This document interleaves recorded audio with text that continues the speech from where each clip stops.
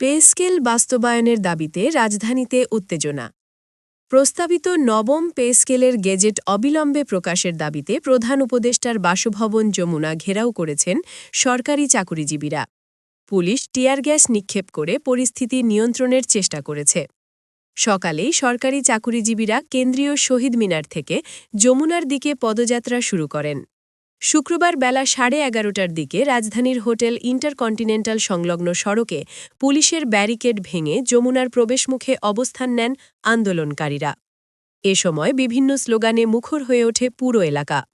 আন্দোলনকারীদের অবস্থানের ফলে উপদেষ্টা পরিষদের কার্যক্রম কার্যত অচল হয়ে পড়ে।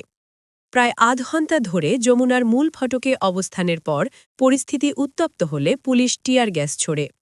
এর আগে সকালে নবম পে স্কেলের গেজেট প্রকাশ ও বাস্তবায়নের দাবিতে ঢাকার কেন্দ্রীয় শহীদ মিনারে জড়ো হন সরকারি চাকুরিজীবীরা। পরে সেখান থেকে তারা যমুনার উদ্দেশ্যে পদযাত্রা শুরু করেন।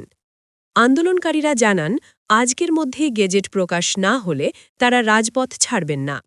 তাদের অভিযোগ, বারবার আশ্বাস দেওয়া হলেও এখনও বাস্তব কোনো সিদ্ধান্ত না আসায় তারা আন্দোলনে বাধ্য হয়েছেন। সরকারি চাকুরিজীবীদের দাবি, অন্তর্বর্তী সরকারের সময় পে কমিশন গঠিত হলেও গেজেট প্রকাশ না হওয়ায় তাদের সঙ্গে চরম অবিচার করা হয়েছে।